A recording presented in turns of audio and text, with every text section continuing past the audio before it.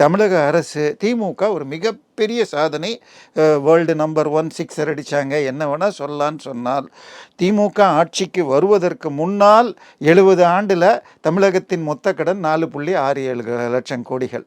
இவங்க இன்னைக்கு இந்த ஏப்ரல் வரை இந்த பட்ஜெட் படி 9.3, அப்படியே டபுள்.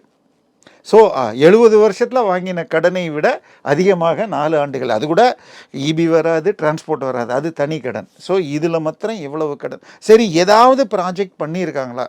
இந்த 4 ஆண்டில் தமிழர்களுக்கு மற்ற ஸ்டேட்டில் இல்லாத ஒரு புது திட்டம் கொண்டு வந்து, இந்த இப்போ உதாரணமாக சத்துணவு திட்டம் அல்லது உங்களுக்கு இந்த மாதிரி ஏதாவது ஒரு புதுசாக இது காலை உணவு திட்டம்னு ஒன்று மாத்திரம் சொன்னாங்க. அது கூட போன ஆட்சியிலேயே கொண்டு வரப்பட்டது.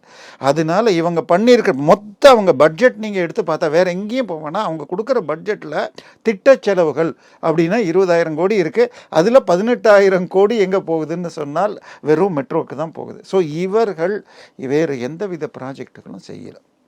ஸோ இப்போ இதற்கு நிதிகள் இல்லை. ஏன்னா இப்போ போன வாரம் கன்னியாகுமரி எம்எல்ஏ கேட்குறார், சட்டமன்றத்தில் கேள்வி கேட்குறார், கன்னியாகுமரிக்கு சட்டக்கல்லூரி தேவை அப்படின்னு கேட்குறார்.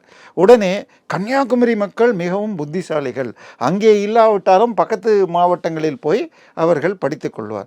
அதே 2 நாள் முன்னாடி பாமக இப்போ திமுகவோட சேர்றதுக்குரிய வேலைகள் நடக்குது. ஒரு கோரிக்கையை வைக்குது, ஒரு புதிய பல்கலைக்கழகம் அமைத்து அது கருணாநிதி பெயரில் வைக்க வேண்டும் அப்படின்னும்.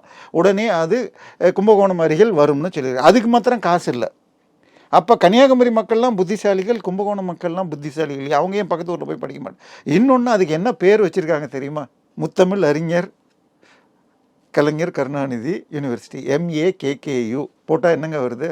மக்குன்னு வருது. அதற்கு மக்கின் வேந்தராக திரு ஸ்டாலின் நியமிக்கப்படுவார்னு அமைச்சர் பேசுகிறார்.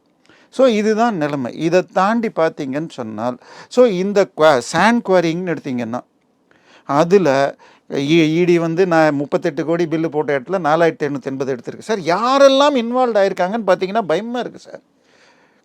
கல்லிடக்குறிச்சியில் உங்களுக்கு கேரளாவில் இருக்கிற பதனம்திட்டா, அதாவது நம்ம சபரிமலை இருக்கிற மாவட்டம் அந்த கத்தோலிக்க ஆர்ச் பிஷப்பும் அவருடைய 6 பாதிரியார்களும் இங்கே ஒரு எம்சாண்ட் குவாரிக்கு லைசன்ஸை வாங்கிட்டு 100 கோடி ரூபாய் இழப்பு செய்திருக்கார்கள்னு 10 கோடி ரூபாய் ஃபைன் போட்டு அவங்க ஜெயிலுக்கு போய் இப்போ இன்றைக்கும் பெயிலில் தான் இருக்காங்க.